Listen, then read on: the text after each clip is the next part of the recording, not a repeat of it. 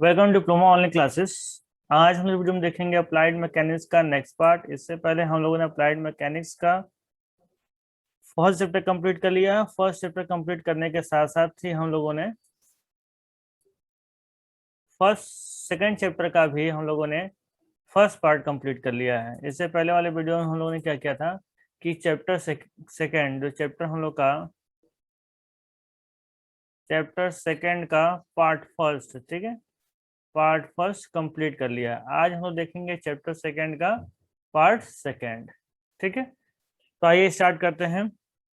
पिछले पार्ट में हम लोगों ने यहाँ तक देख लिया। इस ये देखना बाकी था, परिणामी बल देखना बाकी था। इसके पहले के सारे टॉपिक हम लोगों ने कवर कर लिए थे, ठीक है। अगर आपने नहीं देखा है तो डिस्क्रिप्शन खोलिए, डिस्क्रिप्शन में सारे पार्ट्स के लिंक मिल जाएंगे जहाँ जा करके आप उसे कंप्लीट कर सकते हैं। ओके, तो आइए स्टार्ट करते हैं। आज से हम लोग पढ़ना परिणामी बल, ठीक है। आज का टॉपिक जो हमारा होगा वो होगा रिजल्टेंट फोर्स। तो आइए समझते हैं रिजल्टेंट फोर्स के बारे में। उससे पहले इसको इरेज करते हैं। देखिए,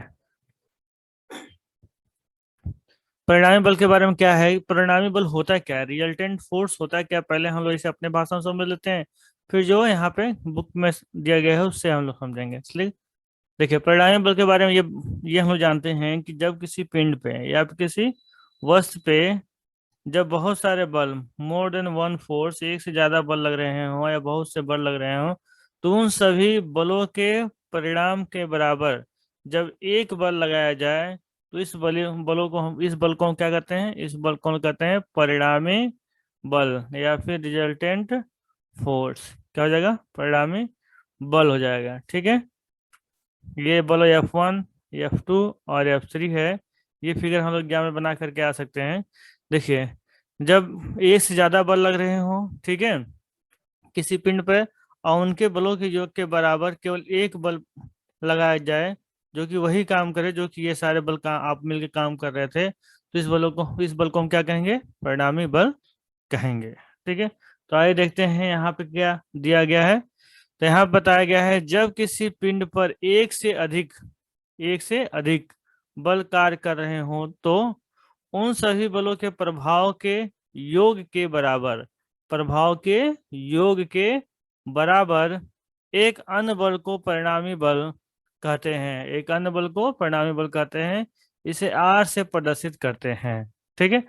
हमने इसको विपरीत डायरेक्शन में दिखाया, इसका मतलब ये नहीं विपरीत डायरेक्शन में होगा, ठीक है। मतलब इसको रिप्लेस करके एक बल लगाया जाएगा जो कि क्या होगा, परिणामी होगा, ठीक है, परिणामी बल कहेंगे उसे, ठीक है।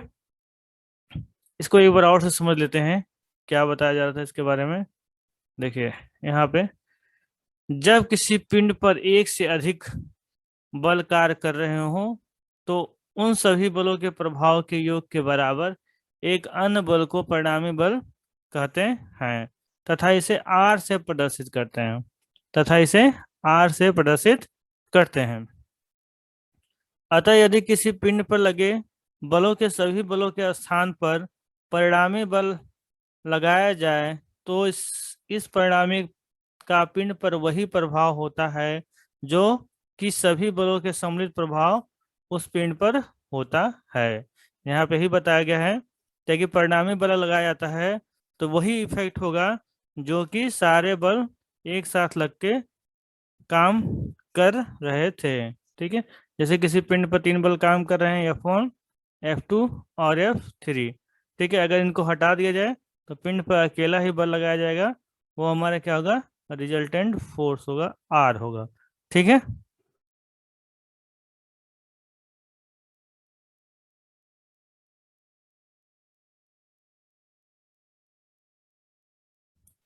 तो ये आपको समझ में आ गया होगा।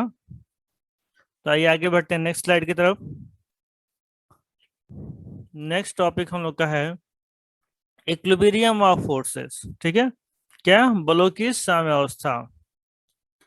साम्यावस्था या फिर इक्विलिब्रियम मतलब क्या होता है, इक्विलिब्रियम ऑफ फोर्सेस। इक्विलिब्रियम का मतलब समझिए संतुलन सी बात की जा रही है, ठीक है।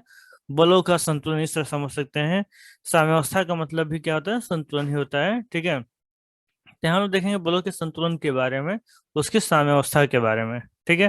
देखिए, यहाँ बताया गया है, जब किसी पिंड पर दो या दो से अधिक बल इस प्रकार कार्य करे कि वे एक दूसरे के प्रभाव को निष्फल कर दें, अर्थात बलों का पिंड पर सम्मिलित प्रभाव शून्य हो जाए, तो ये बल साम्यावस्था या फिर संतुलन में कहलाते हैं। ठीक है, तो इसका क्या मतलब है? इसका मतलब है हम मान लेते हैं कि कोई पिंड है इस प्रकार से, उस पर इधर से 10 न्यूटन का बल लग रहा है। ठीक है, इधर से 10 न्यूटन का बल लग रहा है, और उसी के विपरीत, ठीक है, उसी के विपरीत और उसी की क्रिया रेखा पर एक और बल लगाया जा रहा है, जो वो भी कितना है, 10 न्यूटन है। तो हम देखेंगे कि 10 न्यूटन इधर से लग रहा है, 10 न्यूटन इधर से लग रहा है, डायरेक्शन विपरीत है, तो ये एक दूसरे के प्रभाव को निरस्त कर देंगे। ठीक है, या फिर दूसरे शब्दों में ये कहें कि ये पिंड को संतुलन में रखेंगे, क्योंकि 10 न्यूटन इधर भी है और 10 न्यूटन इधर से बल लग रहा है, तो पिंड को संतुलन में रखेंगी। अगर पिंड स्थिर अवस्था में है तो वो स्थिर अवस्था में ही रहेगा, अगर गति की अवस्था में है तो गति की अवस्था में ही रहेगा, उसमें कोई भी चेंजिंग नहीं आएगा उसके स्थिति में। ठीक है, उसकी स्थिति में कोई भी बदलाव नहीं होगा जब लगने वाला बल संतुलन की कंडीशन में होगा। ठीक है, अगर मान लेते हैं कि यहीं पर जो पिंड है उस पे दो बल लग रहे हैं, एक 20 न्यूटन का बल लग रहा है और एक 15 न्यूटन का बल लग रहा है, तब क्या होगा? तब इसमें इस पिंड में गति आ जाएगी। ठीक है, जिधर बल ज्यादा होगा पिंड उधर उस दर की तरफ ही गति करने लगेगा, तो ऐसा बल जो है हमें साम्यावस्था प्रदान नहीं करेगा, संतुलन प्रदान नहीं करेगा। ठीक है, इसी नाते यहाँ पे कहा गया है, जब किसी पिंड पर दो या दो से अधिक बल इस प्रकार कार्य करें कि वे एक दूसरे को प्रभाव को निष्फल कर दें, अर्थात बलों का पिंड पर सम्मिलित प्रभाव शून्य हो। सम्मिलित प्रभाव क्या हो? शून्य हो, तो बल साम्यावस्था या फिर संतुलन में कहलाते हैं। ठीक है, आगे देखते हैं। यहाँ बताया गया है, इसके अतिरिक्त हम यह भी कह सकते हैं कि क्या चीज, यदि पिंड पर कार्य करने वाले बलों का परिणामी शून्य है तो वे बल संतुलन में या फिर साम्यावस्था में कहलाते हैं, जिसे हम पिंड की साम्यावस्था भी कहते हैं। यहाँ पे ये कहा गया है कि अगर उसका परिणामी भी शून्य हो तब पर भी हम मान लेंगे कि वो क्या है, संतुलन की अवस्था में हो। परिणामी का क्या मतलब? रिएक्टेंट की बात कर रहे हैं। ठीक है, परिणामी का मतलब जैसे कि ये बल F1 है और ये बल मान लेते हैं F2 है, तो दोनों का परिणामी निकालना होगा, तो दिशा विपरीत है, तो हम लोग क्या करेंगे, F1 माइनस F2 कर लेंगे। ठीक है, दोनों का वैल्यू रखेंगे 10 न्यूटन 10 न्यूटन, तो परिणामी क्या आ गया, 0 आ गया। जब परिणामी 0 आ जाए तो वो क्या कहलाएगा, साम्यावस्था में कहलाएगा। अगर परिणामी 0 नहीं आता है तो वो साम्यावस्था में नहीं कहलाएगा। जैसे कि यहाँ पर देखा जाए, इसको F1 मान लेते हैं, इसको F2 मान लेते हैं, दोनों की दिशा विपरीत है तो घट जाएगा, यानी R is equal to F1 minus F2 हो जाएगा। सो घटाएंगे 20 न्यूटन माइनस 15 न्यूटन, तो यहाँ पर रिजल्टेंट कितना आएगा, 5 न्यूटन आएगा। तो यहाँ जब 5 न्यूटन आ जा रहा है, इसका ये मतलब कि ये संतुलन की अवस्था में नहीं होगा। तो यहाँ पे ये बताया गया है कि संतुलन के लिए R इजकल टू 0 होना चाहिए, तभी हम कहेंगे बल संतुलन की अवस्था में है। ठीक है, यहाँ तक आपको समझ में आ गया होगा, तो हम लोग आगे बढ़ते हैं नेक्स्ट स्लाइड की तरफ। नेक्स्ट स्लाइड में और कुछ चीजें यहाँ पे बताई गई हैं, इन्हें भी हम लोग देख लेते हैं। यहाँ बताया गया, ऐसे संतुलित बल पिंड पर अपना कोई प्रभाव उत्पन्न नहीं करते, जिनके कारण पिंड स्थिर रहता है, तो साम्यावस्था में भी स्थिर ही रहेगा, और यदि पिंड गतिमान होता है तो वो लगाए गए बल की साम्यावस्था में ही और उसी गति पर अपनी गतिमान दिशा में गतिमान रहेगा। ठीक है, यहाँ पे ये बताया गया है, अगर पिंड पर दो समान बल लग रहे हैं, ठीक है, दो समान बल लग रहे हैं और पिंड स्थिर है तो स्थिर ही रहेगा। ठीक है, पहले से अगर रेस्ट की पोजीशन में है तो रेस्ट की पोजीशन में रहेगा। अगर पिंड पर दो बल समान बल लग रहे हैं, ठीक है, दो समान बल लग रहे हैं, तब पिंड अगर गति की अवस्था में है तो वो गति की अवस्था में ही रहेगा। ठीक, उसमें कोई भी परिवर्तन नहीं आएगा, किसी भी स्थिति में उसमें कोई परिवर्तन नहीं आएगा। ठीक है, जो बात हमने आपको पहले बताई थी वही बात यहाँ पे लिखी भी गई है। ठीक है, तो आगे बढ़ते हैं हम लोग नेक्स्ट स्लाइड की तरफ। अब यहाँ बताया गया साम्यावस्था के प्रकार। ठीक है, साम्यावस्था के प्रकार, काइंड ऑफ इक्विलिब्रियम। अब इक्विलिब्रियम कितने प्रकार के होते हैं ये हम लोग को देखना है। यहाँ बताया गया है पिंड की साम्यावस्था दो प्रकार की होती है। पिंड की साम्यावस्था कितने प्रकार की होती है? तो दो प्रकार की होती है। कौन कौन सी? पहली है स्टैटिक साम्यावस्था, स्टैटिक इक्विलिब्रियम। और दूसरा क्या है? गतिक साम्यावस्था, मतलब कि डायनेमिक इक्विलिब्रियम। ठीक है, तो आइए देखते हैं एक एक करके स्टैटिक इक्विलिब्रियम क्या है और डायनेमिक इक्विलिब्रियम क्या है। देखिए यहाँ पे सबसे पहले हम देखेंगे स्टैटिक इक्विलिब्रियम क्या है। स्टैटिक इक्विलिब्रियम के बारे में हमें बताया गया है, जब कोई बल निकाय यानी सिस्टम ऑफ फोर्स किसी स्थिर पिंड पर इस प्रकार कार्य करे कि वह गतिशील ना हो सके, अर्थात स्थिर रहे, तब ऐसे बलों को क्या कहते हैं? स्थैतिक साम्यावस्था यानी कि स्टैटिक इक्विलिब्रियम में कहते हैं। ठीक है, जब किसी पिंड पर क्या हो रहा? सिस्टम ऑफ फोर्स काम कर रहे हैं, बल निकाय। सिस्टम ऑफ फोर्स का मतलब मोर देन वन फोर्स, एक से ज्यादा बल काम कर रहे हो और वो इस प्रकार से काम कर रहे हो कि पिंड अगर स्थिर है तो स्थिर ही रहे। ठीक है, तो ऐसे बलों के समूह को, तो ऐसा बल जो साम्यावस्था में रखता है उसको क्या कहते हैं? स्थैतिक साम्यावस्था कहते हैं। ठीक है, एक बार इसको फिर से देखते हैं, ध्यान दीजिएगा इस बार फिर से। जब कोई बल निकाय, बल निकाय का मतलब मोर देन वन फोर्स। ठीक है, एक से ज्यादा बल लग रहे हैं उसको बोलते हैं बल निकाय।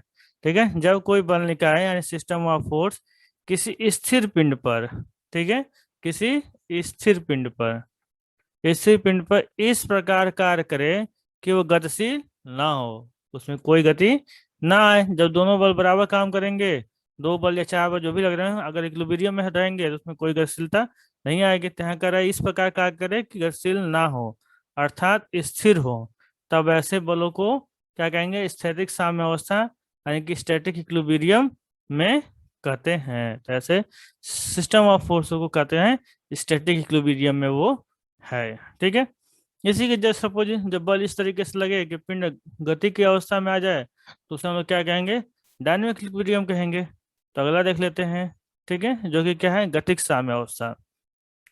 इसमें बताया गया है, जब कुछ बल मतलब कि सिस्टम ऑफ फोर्स, बल निकाय एक समान वेग से गतिमान पिंड पर इस प्रकार लगाया जाए कि पिंड उसी दिशा में समान वेग से गति मान रहे तो उसे गतिक साम्यावस्था में कहते हैं। मतलब कोई पिंड क्या है? गति में है। ठीक है, वो गति कर रही, किसी स्पीड से गति कर रही, हम मान लेते हैं 10 मीटर पर सेकंड से गति कर रही है। उस पर कुछ बल इस प्रकार से लगाया जाए कि वो उसी स्पीड से गति करते रहे, उसे गति करने में कोई परिवर्तन ना आए। तो ऐसे बलों को, निकाय को हम क्या कहते हैं? डायनेमिक इक्विलिब्रियम में कहते हैं। किसमें कहते हैं? डायनेमिक इक्विलिब्रियम, गतिक साम्यावस्था में उसे हम कहते हैं। ठीक है, इतना समझ में आ गया होगा। तो आगे बढ़ते हैं हम लोग। आगे हम लोग पढ़ेंगे साम्यक बल। ठीक है, साम्यक बल क्या होता है या फिर संतुलक बल क्या होता है, इक्लू इक्लुबिरियंट फोर्स क्या होता है। ठीक है, तो इसको हम लोग पहले अपनी भाषा में समझ लेते हैं, उसके बाद से हम लोग इसमें जो लिखा गया है उसको पढ़ के फिर समझेंगे। तो यहाँ पर बात की जाए साम्यक बल क्या है, संतुलक बल क्या है। संतुलक बल का मतलब समझ में आता है, साम्यक बल मतलब समझ में आता है ऐसा बल जो कि संतुलन का काम कर रहा हो। ठीक है, दूसरे बलों को संतुलित करने का काम कर रहा हो, उसको हम लोग क्या कहेंगे? संतुलक बल कहेंगे। जैसे मान लीजिए किसी पिंड पर 100 न्यूटन का बल लग रहा है। ठीक है, 100 न्यूटन का बल लग रहा है। अब इस 100 न्यूटन के बल को संतुलित करने के लिए, ठीक है, हम क्या करेंगे? उसके विपरीत दिशा में उसी की क्रिया रेखा पे एक और 100 न्यूटन का बल लगाएंगे। ठीक है, अब इसे संतुलित करने के लिए हम क्या कर रहे हैं? उसके उसी की क्रिया रेखा पे, मतलब वो जो लाइन ऑफ एक्शन है वो सेम होगा और डायरेक्शन अपोजिट होगा, और कितना? उसी के मान के बराबर विपरीत दिशा में एक और बल लगा रहे हैं। तो ये जो बल होगा, जो दूसरा हम लगा रहे हैं पहले बल को संतुलन करने के लिए, तो इस बल को हम क्या कहेंगे? इस बल को कहेंगे संतुलक बल। क्या कहेंगे? संतुलक बल कहेंगे। ठीक है, जो कि संतुलित करने के लिए लगाया जा रहा है उसे हम क्या कहेंगे? संतुलक बल कहेंगे। ठीक है, अब इसको हम लोग पढ़ते हैं। यहाँ क्या बताया गया है? यहाँ बताया गया साम्यावस्था में किसी पिंड पर लगने वाला बल निकाय का कोई भी बल शेष बलों का साम्यक बल कहलाता है। ठीक है, शेष बलों का साम्यक बल कहलाता है। इसका मतलब पहले यहाँ तक समझ लेते हैं। यहाँ कहा जा रहा है साम्यावस्था में किसी पिंड पर लगने वाले बल निकाय। साम्यावस्था में मान लीजिए कोई साम्यावस्था में है, मतलब कि सारे बल जो है संतुलन की स्थिति में है। ठीक है, बल निकाय मतलब बहुत सारे बल काम कर रहे हैं। मान लेते हैं 3 बल इधर से काम कर रहे हैं और 3 बल इधर से काम कर रहे हैं जो कि संतुलन में है। ठीक है, बल निकाय का कोई भी बल, इसमें से कोई भी बल, यहाँ जो बल लग रहा है मान लेते हैं F1 F2 और F3 यहाँ लग रहा है, और यहाँ लग रहा है F4 F5 और F6 यहाँ लग रहा है। इसमें से कोई भी बल शेष बलों का साम्यक बल कहलाता है। इसमें से कोई भी एक बल शेष बलों का क्या कहलाएगा? साम्यक बल कहलाएगा। ठीक है, कोई एक बल साम्यक बल कहलाएगा। ठीक है, इस संदर्भ में हम यह भी कह सकते हैं कि किसी पिंड पर लगने वाले एक ऐसे बल को साम्यक बल कहते हैं जो अन्य बलों के साथ मिलकर पिंड पर को साम्यावस्था में रखता है। ठीक है, मतलब कि एक ऐसा बल जो सारे बलों को मिलाकर साम्यावस्था में रखता हो। इसको इजिली यहाँ इस तरह समझ सकते हैं कि मान लीजिए F1 जो है वो 2 न्यूटन का बल लगाता है, F2 भी 2 न्यूटन का बल लगाता है, एफ ये भी जो है 2 न्यूटन का बल लगाता है। ठीक है, और ये सारे बल भी 2-2 न्यूटन का बल लगाते हैं, और ये अकेले क्या करता हो, इनको संतुलन में रखने के लिए मान लीजिए 1-1 न्यूटन का ये बल लगाते हैं। ठीक है,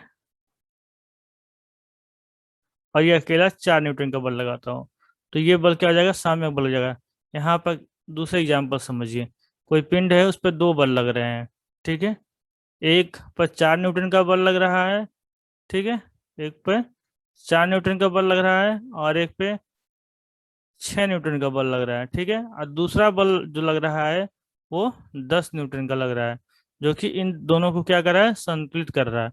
तो ये जो बल होगा वो कौन सा बल होगा? वो बल होगा ये साम्यक बल कहलाएगा। ये क्या कहलाएगा? साम्यक बल कहलाएगा, क्योंकि ये संतुलित कर रहा है और ये सिस्टम ऑफ फोर्स का हिस्सा भी है। ठीक है, बल निकाय का हिस्सा भी है कि इस पिंड पर कुल कितने बल लग रहे हैं? 3 बल लग रहे हैं, मतलब कि मोर देन 1। ठीक है, एक से ज्यादा बल लग रहे हैं। तो बाकी 2 बलों को ये संतुलित करने का काम कर रहा है। ये 4 न्यूटन और फिर 6 न्यूटन को क्या कर रहा है? संतुलित करने का काम कर रहा है। तो इसे हम लोग क्या कहेंगे? साम्यक बल कहेंगे। ठीक है, फिगर में देखते हैं। फिगर जो दिया हुआ है इसमें क्या समझाने की कोशिश कर रहा है, यहाँ देखते हैं। यहाँ पे देखेंगे एक पॉइंट O है जिस पर एक बल लग रहा है। O से एक तरफ P बल लग रहा है। ठीक है, P एक बल है, और O से B की तरफ क्या लग रहा है? एक बल Q लग रहा है। इन दोनों का परिणामी R है। ठीक है, इन दोनों का जो रिजल्टेंट निकल के आ रहा है वो क्या है? R है। ठीक है, अब R को बैलेंस करने के लिए, ठीक है, आर को बैलेंस करने के लिए इसी की क्रिया रेखा पर एक दूसरा बल लगाया गया है जो क्या है? आर डैश है। ठीक है, तो ये आर डैश क्या है? ये आर डैश जो हमारा है ये साम्यक बल है। ये क्या है? साम्यक बल है। ठीक है, यहाँ पर दिया भी गया है साम्यक बल आर डैश बराबर परिणामी आर, जो कि वैल्यू में बराबर है। अगर ये 10 न्यूटन होगा तो ये भी क्या होगा? 10 न्यूटन ही होगा, लेकिन दोनों की दिशा विपरीत होगी। देखिए, इसका एरो इधर दिखाया गया है, इसका एरो इधर दिखाया गया है, लेकिन दोनों की क्रिया रेखा एक ही होगी। ठीक है, इसे आगे और समझते हैं। आगे थोड़ा सा और है, देखिए इसके बारे में बताया गया है। दूसरे शब्दों में इसे इस प्रकार समझा जा सकता है कि किसी बल निकाय यानी कि सिस्टम ऑफ फोर्स का साम्यक बल वह अकेला बल है जो उस बल निकाय के परिणामी बल के मान के बराबर परंतु विपरीत दिशा में तथा उसी क्रिया रेखा पर कार्य करता है। ठीक है, मतलब कि किसी पिंड पे अगर 3 बल लग रहे हैं, ठीक है, तो 3 बल लग रहे हैं, 10 न्यूटन, 20 न्यूटन और 10 न्यूटन। तो इनका परिणामी क्या हो जाएगा? इनका परिणामी इनका योग हो जाएगा 10 + 20 + 10, मतलब कि 40 न्यूटन। इस 40 न्यूटन से क्या होगा? परिणामी होगा। उसके परिणामी के मान के बराबर ही, ठीक है, उसके विपरीत दिशा में एक और 40 न्यूटन का बल लगाया जाएगा, जिसकी दिशा क्या होगी? विपरीत होगी। ये 40 न्यूटन का जो बल लगाया जाएगा यही हमारा क्या होगा? ये हमारा साम्यक बल होगा। क्या होगा? साम्यक बल होगा। ठीक है, यही बताया गया है, जो कि यहाँ पे आर डैश क्या है? साम्यक बल है। और आर क्या है? परिणामी है, उसका रिजल्टेंट है। किसका रिजल्टेंट है? पी और क्यू का। अगर पी हमारा 10 न्यूटन होता और क्यू हमारा 10 न्यूटन होता तो परिणामी कितना होता? 20 न्यूटन हो जाता। ठीक है, और यही 20 न्यूटन आर का भी होता, लेकिन दोनों का दिशा विपरीत है और एक ही लाइन ऑफ एक्शन पे वर्क कर रहे हैं, एक ही क्रिया रेखा पे काम कर रहे हैं। ठीक है, इतना आपको समझ में आ गया होगा साम्यक बल क्या होता है। ठीक है, आगे बढ़ते हैं लोग। अब बात आता है बलों की साम्यावस्था के मूल सिद्धांत। ठीक है, यहाँ पे ये समझेंगे क्या मूल सिद्धांत होने चाहिए बलों को साम्यावस्था में होने के लिए। ठीक है, तो यहाँ पे कुछ पॉइंट बताए गए हैं जो कि फॉलो होने चाहिए इक्विलिब्रियम के केस के लिए। तो इसे देख लेते हैं। यहाँ बताया गया पहला जो केस है, एक बल कभी भी साम्यावस्था में नहीं हो सकता है। एक बल कभी भी साम्यावस्था में नहीं हो सकता है। किसी पिंड पर अगर एक अकेला बल लगेगा तो कभी भी वो संतुलन नहीं होगा। कोई भी अकेला बल लगेगा तो इस पिंड को आगे की तरफ ढकेलता हुआ चला जाएगा। ठीक है, कोई नहीं रोकेगा। ठीक है, तो एक अकेला बल कभी भी साम्यावस्था में नहीं हो सकता। संतुलित करने के लिए दूसरा बल लगाना पड़ेगा इसके विपरीत दिशा में। तो यहाँ पर पहला पॉइंट है, एक बल कभी भी साम्यावस्था में नहीं हो सकता है। ठीक है, दूसरा पॉइंट देखते हैं। दूसरा पॉइंट में बताया गया है, किसी बल निकाय का परिणामी शून्य होने पर ही वह बल निकाय साम्यावस्था में हो सकता है। ठीक है, परिणामी शून्य होने पर ही वो क्या होगा? साम्यावस्था में होगा। यहाँ पर देखिए, किसी पिंड पर अगर दो बल विपरीत विपरीत दिशा में काम करेंगे, अगर ये 100 न्यूटन है और ये भी 100 न्यूटन है और दोनों को घटा लेंगे, ठीक है, और उसका परिणाम कितना आ गया? 0। तो हम ये कहेंगे क्या? कि ये साम्यावस्था में। अगर इसका वैल्यू 200 हो जाएगा तो आर आ जाएगा हमारा घटाने पे 100, तब ये साम्यावस्था में नहीं होगा और ये साम्यावस्था में होगा। इसलिए यहाँ बताया गया है, किसी बल निकाय का परिणामी शून्य होने पर ही बल निकाय साम्यावस्था में होता है। दूसरा केस ये हो गया कि परिणामी शून्य होना चाहिए साम्यावस्था के लिए। तीसरा देखते हैं। तीसरे में बताया गया है, एक ही सरल रेखा पर कार्य करने वाले दो बराबर व विपरीत बल साम्यावस्था में होते हैं। ठीक है, जैसे कि हम लिखा, दो बराबर और विपरीत दिशा में जो बल लगता है वो क्या होता है? साम्यावस्था में होता है। तो यही बताया, यहाँ तीसरे नंबर में आपको बताया गया है, एक ही सरल रेखा पर, ठीक है, कार्य करने वाले दो बराबर व विपरीत बल साम्यावस्था में होते हैं। ठीक है, चौथा पॉइंट देखते हैं। चौथा पॉइंट में बताया गया है, किसी बल निकाय के अधीन कार्य करने वाले पिंड पर, किसी बल निकाय के अधीन कार्य करने वाले पिंड पर साम्यक बल को बनाए रखने वाला अन्य बल निकाय पिंड को बिना प्रभावित किए लगाया जा सकता है। ठीक है, अब क्या है? कहा जा रहा है किसी बल निकाय के अधीन, किसी बल निकाय के अधीन, मतलब कि बल निकाय का मतलब कि मोर देन वन फोर्स। ठीक है, किसी बल निकाय के अधीन कार्य करने वाले पिंड की साम्यावस्था को बनाए रखने के लिए अन्य बल निकाय पिंड को बिना प्रभावित के लगाया सकता है। मतलब दूसरा बल निकाय भी लगा सकते हैं और बिना पिंड को प्रभावित किए हुए, अगर वो संतुलन की स्थिति में है तब। ठीक है, तो अभी तक हम लोगों ने देखा इक्विलिब्रियम का केस। ठीक है, कब कोई बल इक्विलिब्रियम में होगा, साम्यावस्था में होगा, ये हम लोगों ने अभी तक देखा है। आगे बढ़ते हैं, आगे देखते हैं कौन सा टॉपिक है। देखिए, आगे हम लोग पढ़ेंगे बलों के समांतर चतुर्भुज का नियम। बलों के समांतर चतुर्भुज का नियम। ठीक है, तो इसे हम लोग अगले दिन करेंगे, नेक्स्ट क्लास में इसको हम लोग करने का कोशिश करेंगे। ठीक है, क्योंकि ये टॉपिक बड़ा है। ठीक है, इसके लिए अलग से एक क्लास चाहिए। तो आप लोग क्या करिएगा, जितना हमने बताया है इसका आप लोग नोट बना लीजिएगा। ठीक है, और इसे 1 से 2 बार देखेंगे तो आपको ये अच्छे से तैयार हो जाएगा। ठीक है, जो स्लाइड हमने पढ़ाया है ये स्लाइड सेम ओवर राइटिंग के साथ जो हमने लाइनें खींची है आपको टेलीग्राम पे मिल जाएगा। तो टेलीग्राम आप लोग ज्वाइन कर लीजिए। ठीक है, वहाँ पे आपको सारा डिटेल्स मिलता रहेगा, जो भी PDF वगैरह है। ठीक है, तो आज के लिए बस इतना ही। Okay, thank you.